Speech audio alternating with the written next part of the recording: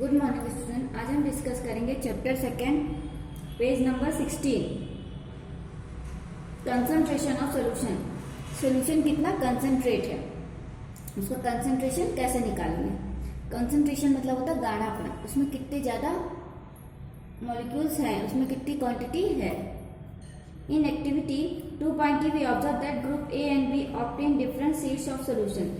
So we understand that in a solution the relative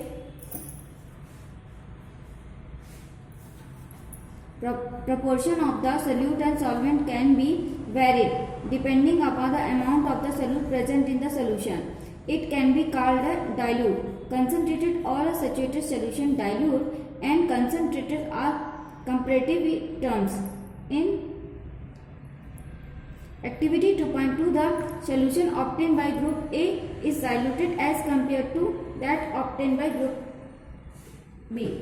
देखिए bro, हमने activity 2.2 में एक ग्रुप को कुछ क्रिस्टल्स दिए थे वाटर में डिजॉल्व करने के लिए कॉपर सल्फेट के, और ग्रुप बी को 1 स्पैचुला हमने कॉपर सल्फेट दिया था डिजॉल्व करने के लिए।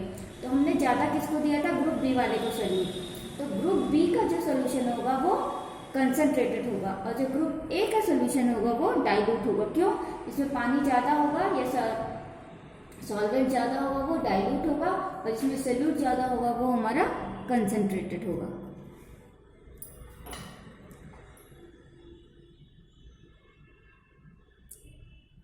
Take approximately 50 ml of water each in the 2 separate beaker. Add salt in the beaker and sugar or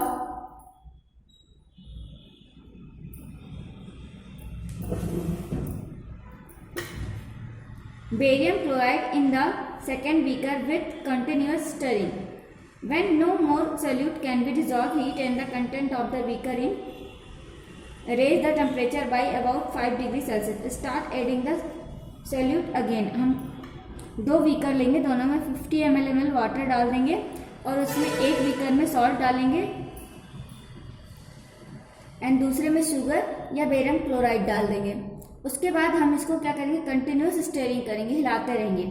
उसके बाद हम इसमें और सोल्यूट नहीं डालेंगे, बल्कि इसको थोड़ा सा हीट करेंगे 5 डिग्री सेल्सियस से, फिर इसको रोक देंगे और उसके बाद अब इसमें फिर से हम सोल्यूट डालेंगे। मतलब जिसमें शुगर डाले थे उसमें शुगर डालेंगे, इसमें सॉल्ट डाले थे उसमें सॉल्ट डालेंगे। अब देख रहे हैं, is the amount of the salt and sugar और barium chloride that can be dissolve in water of a given temperature.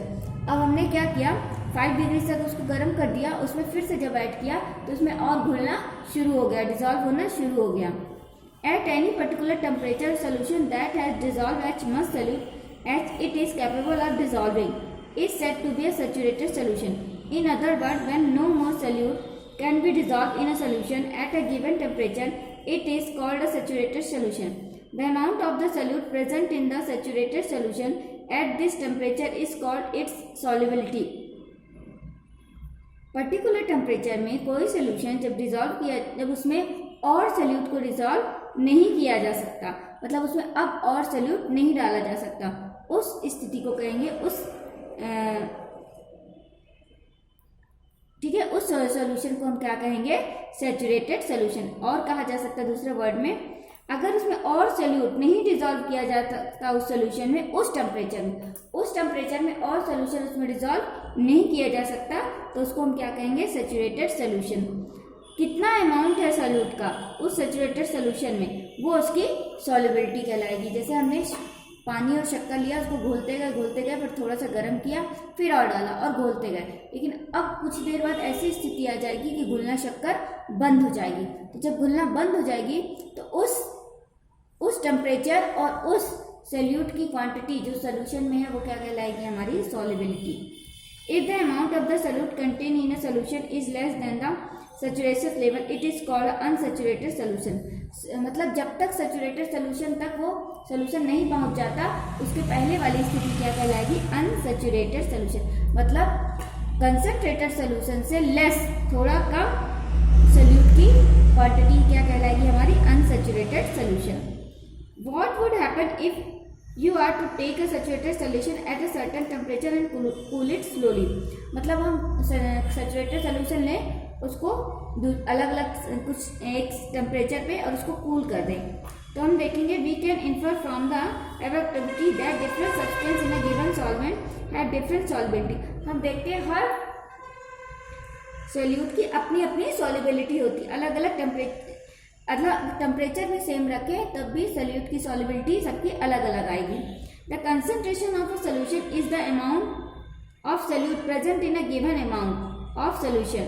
तो कंसंट्रेशन क्या होता है किसी सोल्यूशन का, वो अमाउंट है जो सोल्यूट में अमाउंट ऑफ सोल्यूट जो सोल्यूट प्रेजेंट होता है सोल्यूशन में जितना सोल्यूट प्रेजेंट होगा वो उसकी हमारी कंसंट्रेशन कहलाएगी। मतलब सोल्यूट कितना प्रेजेंट है सोल्यूशन में वो उसकी कंसंट्रेशन कहलाएगी। There are various ways of the expressing the concentration of a solution.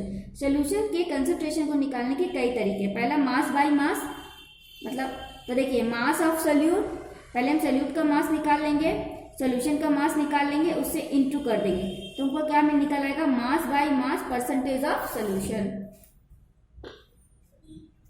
अब mass by volume, mass of solute volume of solution, solute का मास निकाल लेंगे और सोल्यूशन का वॉल्यूम निकाल लेंगे, इंटू 100 कर देंगे हमको mass by volume percentage of solution मिल जाएगा।